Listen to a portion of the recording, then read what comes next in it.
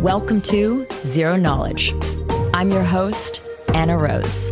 In this podcast, we will be exploring the latest in zero-knowledge research and the decentralized web, as well as new paradigms that promise to change the way we interact and transact online.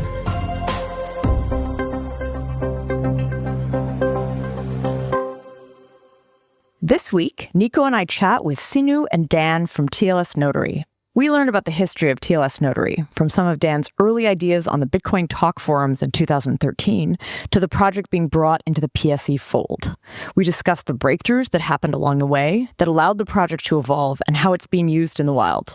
It's inspired a number of other projects that we've had on the show, from Pluto to Reclaim, so it was great to chat with the folks behind this foundational building block technology. We cover how it works, the limitations of the tech, some of the nomenclature issues around these concepts, and more.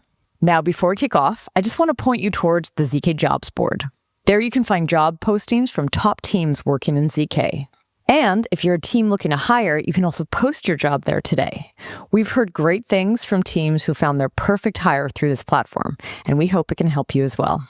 Find out more over at jobsboard.zeroKnowledge.fm. You can find this on our website, and I've added it to the show notes. Now, here's our episode on TLS Notary with Dan and Sinu. Today, Nico and I are here with Dan and Sinu from TLS Notary. Welcome to the show. Thank you. Thank you for having us. Hey, Nico. How you doing? Hello. All good. So today we're going to be talking about TLS Notary. And that's a project or kind of a concept that's been brought up a couple times on the show before. This is the first time we're going to get to do a deep dive. I think as a starting point, it might be helpful for the audience to understand what is TLS Notary. What part of the stack does this live in? What kind of problem does it solve? Sure, yeah, I can take this. So TLS Notary is both a protocol and a library. And fundamentally, what it's trying to do is take information on the internet and make it cryptographically verifiable. So, for example, you go to a website in your browser, and the classic example here is you log into your bank's website, and that presents to you your bank balance. Now, right now, there's no way for you to essentially take that bank balance and show it to a third party in a cryptographically verifiable way. You could take a screenshot, for example, but that's not very secure. We have things like Photoshop these days. So instead, TLS Notary essentially facilitates you to connect to a third party and cryptographically prove your bank balance to them without revealing any sort of unnecessary extra information, such as your login credentials. Cool. So this idea has been brought up a few times on the show before. I think a little over a month ago, we had Maddie from Reclaim on the show.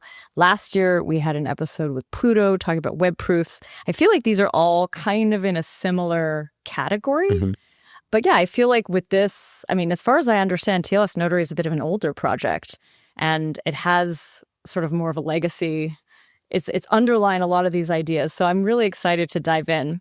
Now, before we do that, though, I'd love to learn a little bit about both of you. Dan, let's start with you. Can you share a little bit about the start of TLS Notary and why you decided to work on this? Yeah, well, the interesting part is that there are like two eras of TLS Notary. The one which goes back to 2013, and Whoa. The other is the more recent one. So way back. I don't want to leave out Sinu, but because with him we started working on this like 3 or 4 years ago, but the ancient history, I was like at the beginnings of it. So I was wondering, how do we cover this? I actually am now curious about your 2013 history. I think we should start there. Even if it's not quite what it became, just like if it was the seeds of the idea, I'd love to hear about it. Yeah, well, somehow I envisioned you're gonna ask me that. So actually, there is a blog, Bitcoin Talk forum post, and I just went there today, reread the entirety of it to kind of remind myself what my frame of mind was, what was the surrounding events. So I kind of reconstructed what was happening back then. So like in a nutshell, Bitcoin was around, started getting traction in the media, on Slashdot, which I was following. So there was like this excitement in the air. And I'm considering myself a libertarian. Well, I considered at that time. So my thought processes was more like effect more freedom in the world, how to like effect a change, so to speak. I wasn't sure which path to take. I quickly realized that the political path is not the most efficient one. So the technological one was like probably where it's at. So, and I discovered Bitcoin basically. And so it kind of aligned with that goal of mine. And especially like the community around Bitcoin, because it was not like marketed or presented like a purely financial solution or something like that. It was like a tool, you know, to give people more privacy. And there were like freedom-minded people around it. So yeah, it was like the social effect as well that kind of dragged me in. The devs behind Bitcoin I felt the kindred spirits in them because I followed their blog posts and whatnot. Was Blockstream already founded by the time you got involved, or was it like just before? Blockstream was founded just when I joined kind of the movement, so to speak. Cool. Yes. I don't know if you know this. I had an episode recently with Austin Hill, who is one of the co-founders of Blockstream. But the reason is he used to have a company called Zero Knowledge Systems back in the late 90s. And there's a really funny story there in connection. I'll add a link in the show notes to these past episodes. We did 3 on that company, and Austin also went on to do Blockstream. So I actually heard from him recently a little bit about like that period of history of Bitcoin. Oh, interesting. So Anna, you were not around. Not at all. I mean, I was a startup founder, so I was going to tech conferences, and there were sometimes tracks on financial technology, and sometimes on those panels or in those sort of like tracks, there'd be something on Bitcoin.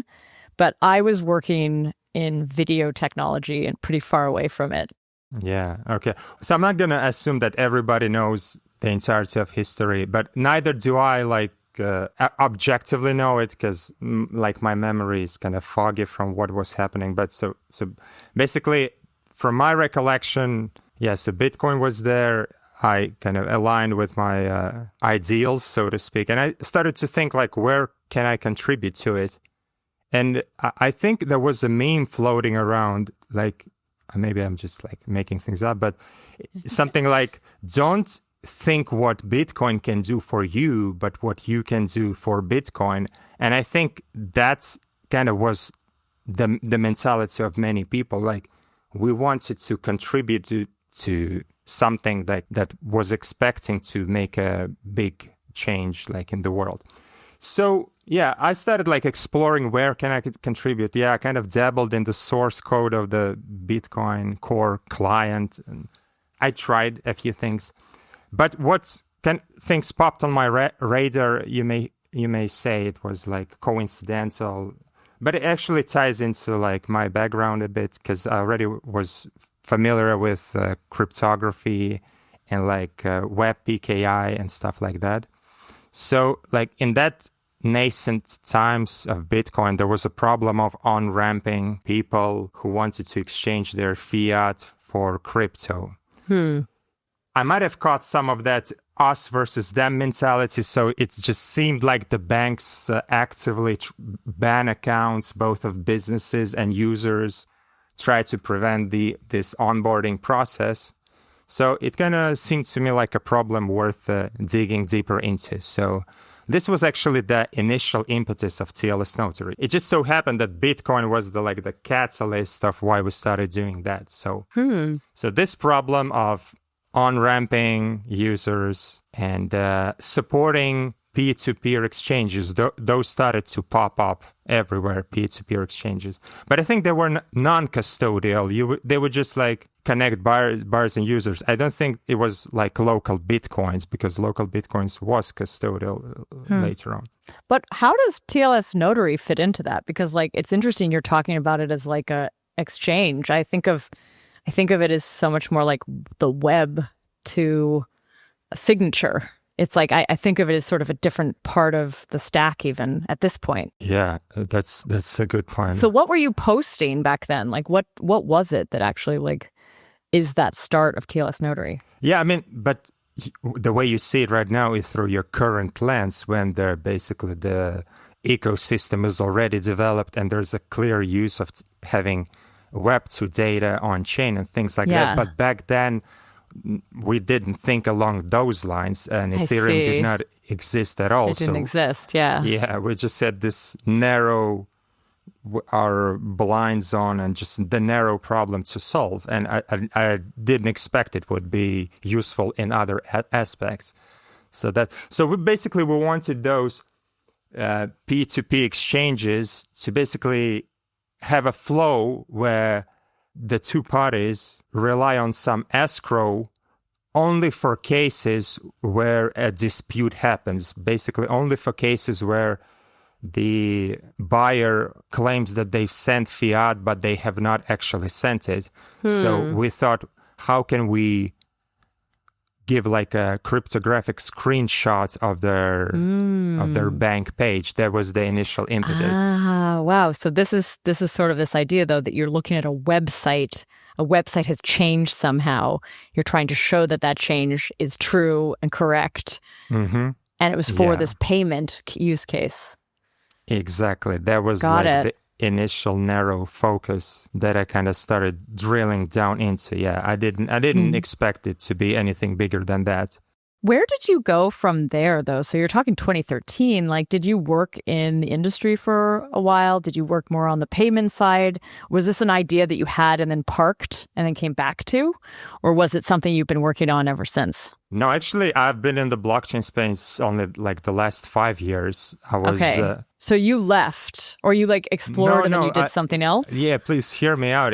I actually never joined it, but hear me out. So I was like in the, broadly speaking, in the IT solution sector, like more on the development and integration side of things. So some projects that I worked on already include like network security solutions, cryptographic deployments. So with that background, when Bitcoin came around, I started thinking how I could contribute. But like, to fast forward, I actually never joined the space, the crypto space, even though TLS Notary came to exist. So I only joined it like 5 years ago. What year did you join? 2020? 2020, roughly. Okay. Yeah. So what was TLS Notary working under? Like, where was it if it wasn't in like blockchain? Just a passion project, yeah. Okay. Basically fueled by the enthusiasm of two guys like myself and Adam Gibson, one of the other devs, very passionate about it. And like fueled by this idea that we need to give something to the world that is cool and useful and is needed. So where does TLS Notary start? The 2020 version? Yeah, let's fast forward to that. And I guess it's like Sinu's turn to talk about that, because that's... Well, is that where he joins? Well, actually, no. Actually, I kind of brought TLS Notary to a proof of concept state. So I did my mission, and I kind of went back to my day job. And then Sinu reignited the movement again. Yeah. Cool. Okay. So Sinu, why don't you tell us a little bit about what got you started on this sort of project, where you got interested, maybe a little bit of what you were doing before. So yeah, my background's actually pretty varied. I started off my career in electrical engineering. I did some years in the trades, and then I got back on the computer and got into doing data engineering and analysis around 2017 or so. And that's about the era where I really started like paying attention to crypto. And I was just like anyone else, totally hooked, spending most of my spare time keeping track of what was happening in the space, learning as much as I could. And it took me about 4 years before I actually wanted to like dip my toes in and try working in the space. But everything prior to that was really just like I was passionate about what was happening. The way that I got exposed to TLS Notary was really just I was interested in identity. And like I noticed that there wasn't very many ways to like leverage your identity information with decentralized applications. And actually my very first introduction was I just wanted to implement something that would issue a POAP by proving something personal about yourself.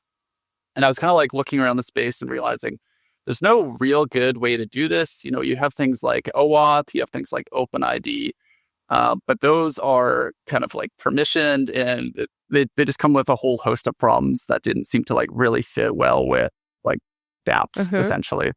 So yeah, I was kind of looking into the space, and at some point or another, I got connected with Justin Martin and Barry Whitehead at PSC. And Barry Whitehead, well, actually, both of them were very excited about Deco at the time. Yes. And they were kind of wondering, like, where's the implementation?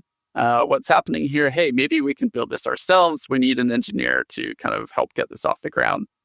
So I got together with those folks, kind of like fleshed out what we wanted to do. And that was in, I believe, the 2022 year, earlier in the year there. So it kind of kicked off just kind of doing some like surveying of like what are potential solutions here, and came across TLS Notary. And I was like, oh, this is an awesome project. This does like essentially exactly what we want to do. This is something that like facilitates cryptographically proving information on the internet. And I actually like cold reached out to Dan. I just like opened up a GitHub issue in the TLS Notary repository, and I said, hey, we're interested in this problem. Would you be interested in like kind of moving TLS Notary underneath the wing of PSC and see if we can kind of reinvigorate this project, reevaluate, the solution space, apply modern technology and things like that. And yeah, Dan got back to me, I think over email. And yeah, from there we were like, okay, like let's take a full shot at like reevaluating TLS Notary from first principles and see if we can come up with a clean solution, and one that's going to be, using just like modern cryptography, and something that was also going to be implemented to just like a higher standard, something that, is going to be suitable for handling potentially sensitive user secrets and things like that. Cool. And yeah, that was really the initial start was in 2022. So it started as a, I guess, passion project for you, Dan, suddenly goes under the wing of PSC and becomes sort of a fully fledged, let's prove any sort of TLS transcript? Yeah, you could say so, but it wasn't sudden. It was like there was a big gap, like 5 or 6 years between those events. Yeah. Did you then join PSC as well, Dan? Did you sort of go into the org? Yeah, me and Sinu, we applied for a grant. And we got a 3-month grant. After that, the PSC saw the value in kind of taking it in-house. So we became like PSC members. Cool. So I'm curious a bit about like the different stacks. Like obviously the first version was before we have this Deco paper, which tells us we can do this sort of client and notary MPC stuff. So yeah, what was the first version? And then where are today's like TLS Notary efforts going? Yeah, the first version was kind of exploiting a specific peculiarity in like TLS 1.1. Like the current most prolific version of TLS is 1.2. So it was kind of a hack, but it kind of worked. But the current TLS Notary version, it still kind of is based on the same fundamental principles, but it uses general purpose MPC. And Sinu, I'll let you carry on from here. Yeah. So the term notary actually just brings this like implicitness that you're talking about attestations. But TLS Notary really is just a two-party protocol between a prover and a verifier. And that verifier essentially witnesses the TLS transcript and then may issue an attestation about that transcript. So in that case, you would call it a notary. But I think it's simpler to think about it as just like a two-party protocol between a prover and a verifier. And the fundamental idea of TLS Notary, even back in 2014, was, hey, we can essentially emulate a TLS client between the prover and the verifier by secret sharing the TLS session keys between the two parties in such a way that neither the prover nor the verifier know the full session keys. This is what we refer to as the MPC part, right? Right. So like the older version of TLS Notary, it exploited the RSA like key exchange of TLS1 and TLS 1.1, the homomorphic property of it. And newer versions of TLS use elliptic curve cryptography with Diffie-Hellman key exchange. But the idea is still fundamentally the same. Both the prover and the verifier essentially provide a piece of entropy that's used to generate the TLS session keys. And the critical part here is that the prover doesn't know the full encryption or MAC keys, and neither does the verifier. So the verifier can't decrypt the data. You don't want them to see the plain text. And the prover can't authenticate messages, which the server didn't send, for example. That was the fundamental idea is, hey, let's essentially secret share the TLS session keys with the prover and the verifier in a transparent way to the server. Except TLS 1.2 came out, and the cryptographic primitives that were used in the older versions of TLS rapidly got deprecated. And TLS 1.2 kind of used different algorithms, which made this a lot more difficult and kind of broke the hack that the older versions of TLS Notary exploited, which allowed you to do this kind of secret sharing of the TLS session keys. And that's where Deco comes in. So around, I think Deco was 2019, 2020. They essentially took a look at this problem and realized, oh, well, we can essentially do the same thing, but just apply general purpose MPC to achieve the same outcome. So they leveraged essentially general purpose MPC to enable the secret sharing of the TLS session keys. So it does sound like there was a lot of kind of different tracks of research happening, some of which were inspired by TLS Notary, some of which kind of maybe came before. Yeah, what else influenced the work you were doing? Was there like other libraries or breakthroughs that had happened around the time that you actually, brought this into PSE that made it more possible to do this?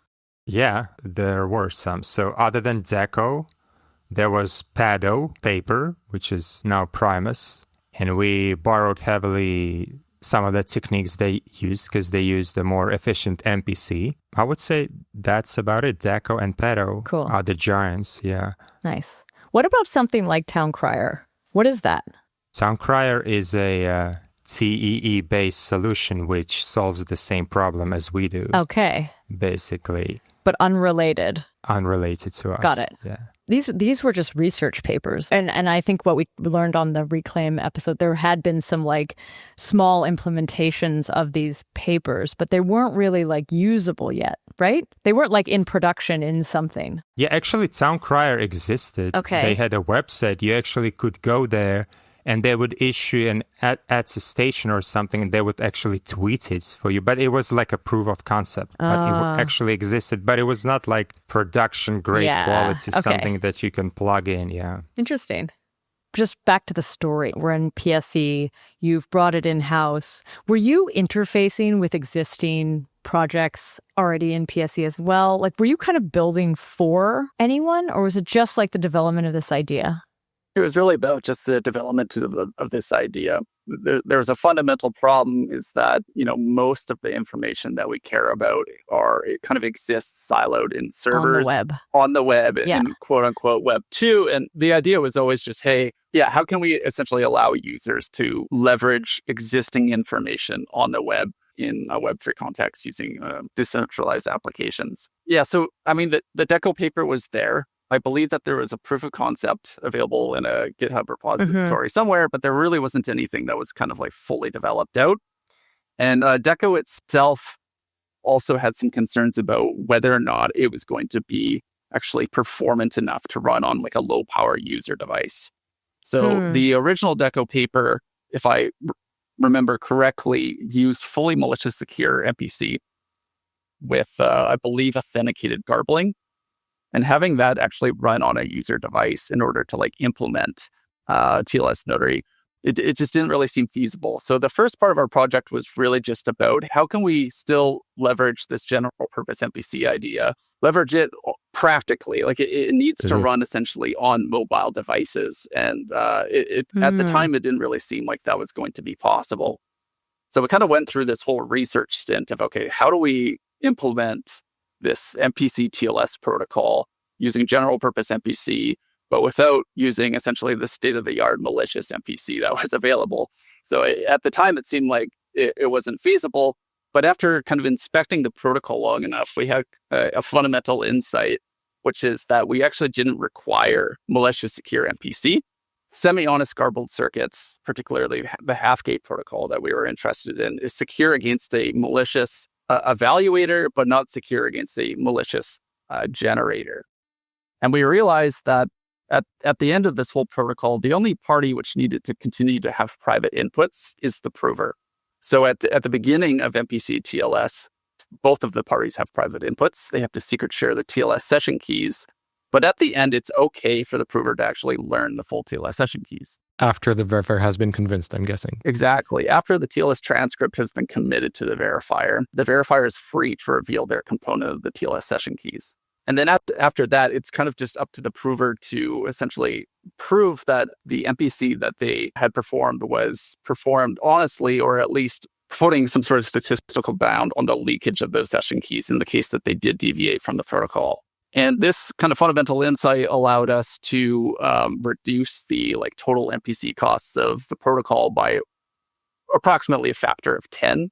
It was at this point we realized, okay, it is actually practically feasible to run this stuff on a low power user device. At this point, sort of how long did it take to run the protocol on a consumer laptop? With this kind of optimization figured out. Yeah. It varied a little bit because we had to do some implementation optimizations. But nowadays, it depends on the bandwidth of the connection between the prover and the verifier.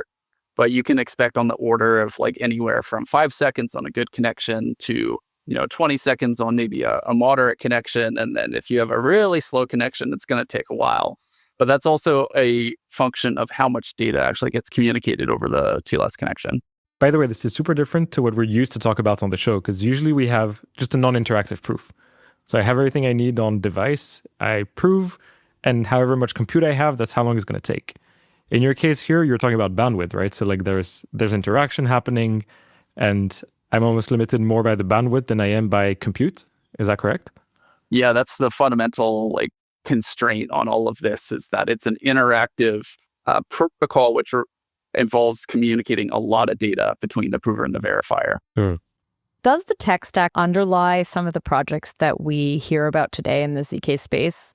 We mentioned the Reclaim episode, but there's also Opacity, Pluto, teams that are doing web proofs or proof about something on the web. Are they usually using the TLS Notary tech stack under the hood? Have they taken what you're doing and done something else with it? And what's your relationship to those teams? Yeah, there's a handful of teams that are using it. I will actually just correct. I don't believe that Reclaim is using TLS Notary. They have their own implementation of the proxy variant. Got it. Okay. But like you said, Opacity Network, there's VLayer.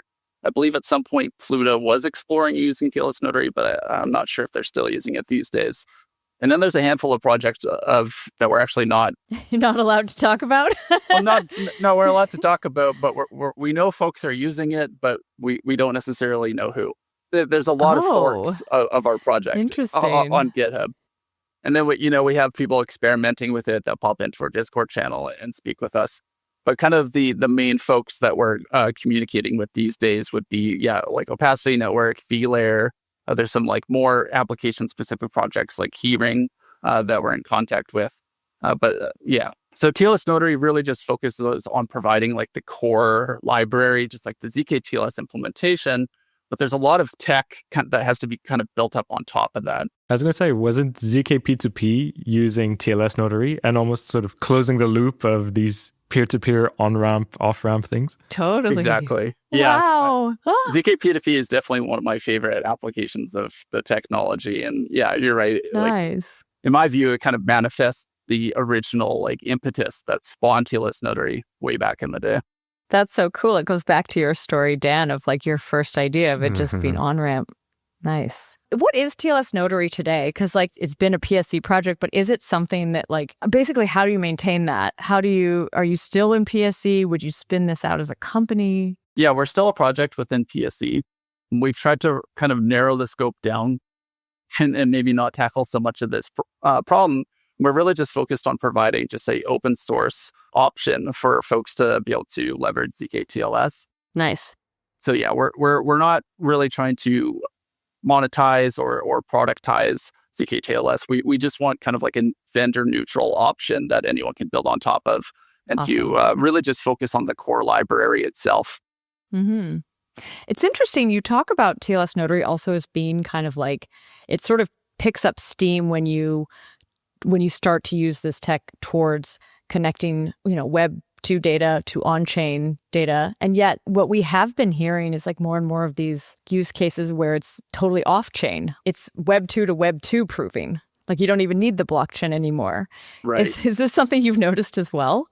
Yeah, we've definitely noticed it. I'm excited about both cases, but I do think that it does unlock a lot in the quote unquote off-chain context, however you wanted to define that.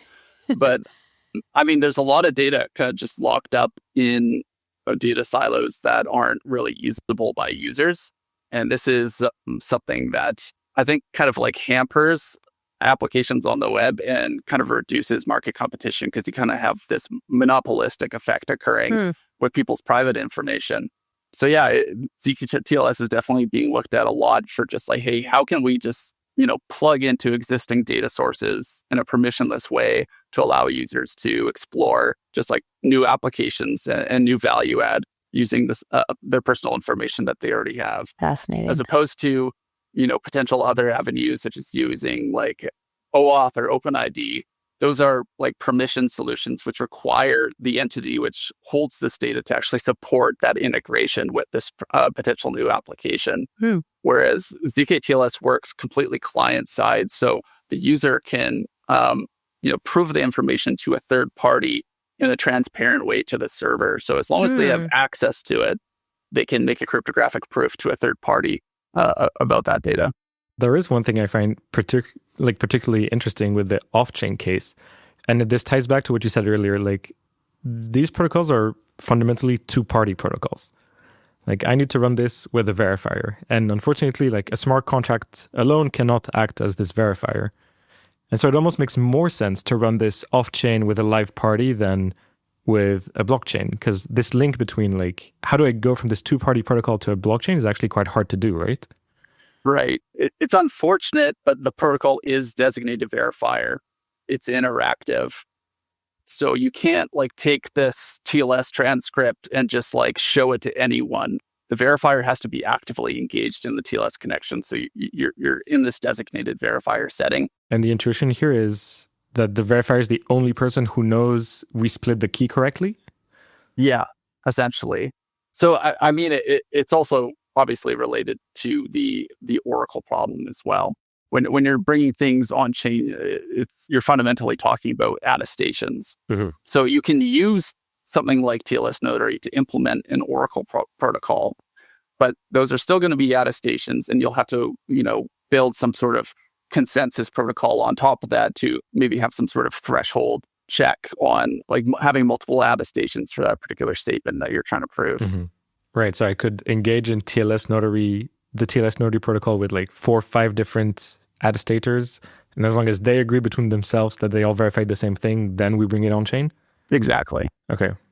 But just to be clear, the current way to do it is you would have to prove the same piece of data to each of those verifiers individually. Then they have to kind of collate that data and come to agreement. But technically, it is possible to integrate this N of M verifiers agree to something into our core protocol. But yeah, that's a big lift and probably out of scope. So moving from two-party to N parties, and then we have all this bandwidth issue, like more, even worse. And yeah. Exactly. I see. I really like the way you presented, Sinu, talking about designated verifier proofs, and I think there have been a few like debates online about like the term ZKTLS and this intrinsically designated verifier nature of these protocols. Right. Yeah, I think that people, when they normally think about zero knowledge proofs, they think non-interactivity, publicly verifiable, maybe even succinct, things like that. But in the case of TLS Notary, it's a two-party protocol where only the verifier is receiving any sort of guarantees about the authenticity of this transcript. And that's not something that you could just post on a public ledger and where everyone would be able to verify that for themselves. It is zero knowledge, right? We do actually have ZK in that sense. It is zero knowledge in the sense that, only the prover knows like the underlying plain text that was actually communicated with the server. The verifier really only sees the encrypted ciphertexts. But the prover does also have the ability to selectively disclose the plain text as well, if they wish to. Yeah, I just wanted to add, like, the ZKTLS may be considered a misnomer, just, because it immediately makes you think about non-interactive ZK snarks. And actually, we had it happen a few times. Like people, like when we present TLS Notary, people immediately want to like improve upon it. Like, how can we make it more optimal? And they think that maybe there is no need for a verifier at all. We can just make it like a ZK snark. Just you, the prover, do something with the data you receive from the server and turn it into a proof. But yeah, that's the first reaction. But unfortunately, no, that's not possible. It's not how it works. Do you think there's an issue beyond just like folks asking you at conferences thinking that ZK is in ZKTLS or like using that term? I mean, Nico, you've made a few tweet threads about this. I think, Sinu, you too, where it's like, it's a problem, but is it a problem? Like, are people misunderstanding the tech when they're using it potentially? It would be great to have people using the tech. Oh yeah, well, tech, like theoretically. Yeah. I mean, it is a tough question to answer. It's fairly nuanced, and it really depends on like who you're talking about and what sort of mental model they have when they think about, you know, the ZK prefix being applied to something. I will say that when ZKTLS is used to essentially issue attestations about the TLS transcript, that should be made crystal clear. You know, if you're being presented with an attestation about a TLS transcript, you're really trusting the verifier to have performed that honestly. And there's nothing stopping them from essentially, you know, generating a fake transcript themselves and signing that and presenting it to you. So in that sense, like it's not publicly verifiable, and I think that some people do get they do definitely stumble on that, because at first glance, you know, if you have that misunderstanding, you might think, oh wow, this essentially solves the Oracle problem. Like I can query a server and cryptographically prove in a publicly verifiable way this TLS transcript on this bulletin board. Interesting. And anyone can verify it. When, you know, that's not the case. We're in the designated verifier setting. And if you want to do something like that, you really do need to do what we were talking about before, which is run the protocol multiple times with multiple different parties, and then build some sort of consensus over top of that, some sort of a threshold of parties which agree upon like the validity of the information that you're purporting.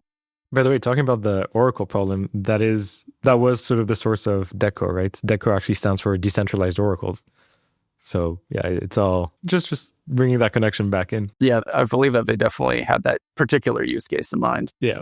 So what I was curious about is, as a user, like when I want to use these systems, what happens? Am I downloading an app and then this app is asking me, please put in your bank password, and I just have to trust it that it's going to do an attestation and not reveal anything or not send anything back to whoever the vendor is? Right. Yeah, there are multiple ways to essentially deploy this. And yeah, one way in which you could do that is you could just embed this within a mobile application, distribute that for users to install, and then present them with your own login form where they'll put in their username and password, and they essentially have to trust that you're not just, you know, sending that over the internet to the remote server and giving up your login credentials.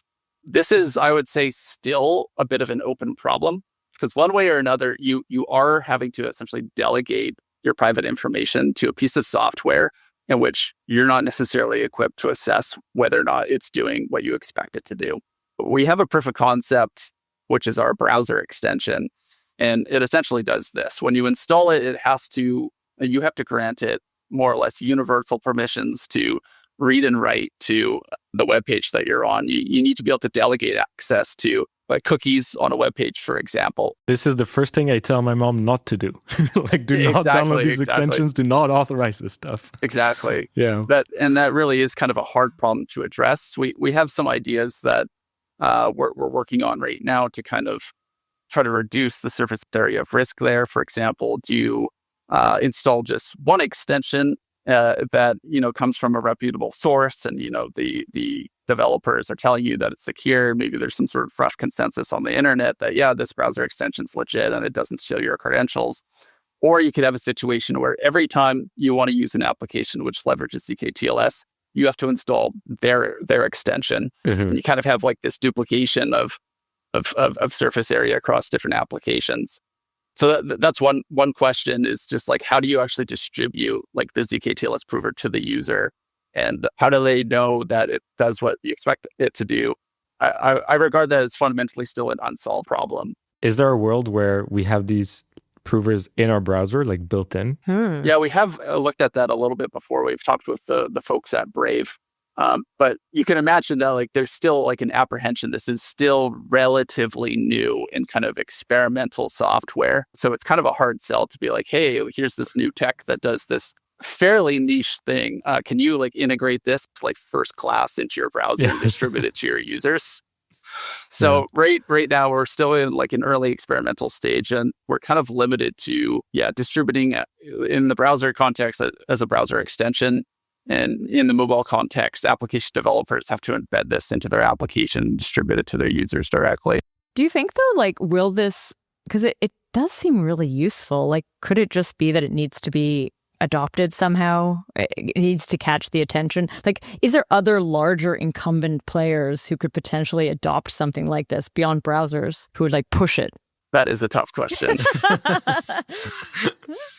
The issue I say here that I see there is that like this technology is kind of like fundamentally disruptive, and it's more towards, empowering the user.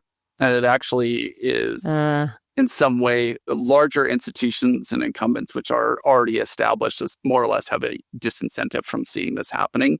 For this does happen, I feel like it's going to have to be something that is driven by probably like the startup ecosystem, in which you see that articulating the thesis on this is difficult. Going even like further off a field, like, is there any connection? Like, is there any use in LLMs or models or AI? Like, is there anything where the TLS notary or like kind of proving things about what's happening inside a system, is it useful there? Yeah, in the context of AI, I have thought about this a little bit before. I mean, for the off-chain use case, you can prove the authenticity of some data at some like origin. And, AIs need data. When you're trying to train your LLM, you need a lot of data. And ideally, that data would be authentic and wouldn't be maybe perhaps generated by another LLM. So you could just imagine a case where a company would allow their users to crowdsource the LLM data. So say a bunch of users install their extension, and they can get paid for going to a website and essentially exporting that data to this aggregator who takes that information and like sells it to, AI companies, which are trying to train their LLMs with some sort of guarantee that, this information is authentic. I think that there's probably ethical issues with that, but I do see potentially some application for this, and particularly in just the sourcing of information for LLMs to be trained on. Cool. So we're okay with like freeing up our data from data silos. But what if I start using this in protocols where deniability is a good thing? So we have these like messaging protocols, like off the record protocol. And one of the big properties there is like, I don't sign what I say. And it's like a real conversation. It's off the record. You can't prove that I said or did not say something. Suddenly, if the person I'm interacting with is doing this NPC stuff, maybe they can start writing proofs, or at least proving to this verifier like something that's been said. And I actually saw a ZK hack project going in that direction. And I'm starting to wonder, is there potential misuse of this amazing capability? That's definitely something that we thought about before. Repudiability is potentially very valuable. Yeah, it's a feature sometimes. And you're right. Yeah, you could definitely connect to a third party and prove that you received some sort of private message in which the sender was assuming that this was going to be confidential between you two. And like I was kind of alluding to before with the LLM case of like sourcing data for LLMs, really what you might be talking about there is exfiltrating data that's behind access control. And the origin of that data doesn't want you distributing this information. I'd say there's definitely ethical concerns there. But I would also say that this is a bit of a Pandora's box being open moment where I don't see a way of going back from this. Like if the internet relied previously on repudiability existing just due to, no one had come up with a clever trick to modify TLS to make this possible. I'm sorry, but that's not safe. That's over now. Right. These technologies exist, and the internet is just going to have to adapt to the new reality that, any information that you're distributing is potentially going to be, cryptographically proven to a third party. So there's almost like an arms race between deniability and being able to prove everything. Exactly. And there's this fundamental tension as well. You know, we want authenticity. You want to be able to authenticate the party that's on the other end of your communication channel. But when you do that, you know, you are kind of giving up deniability in that sense. Wow. Interesting.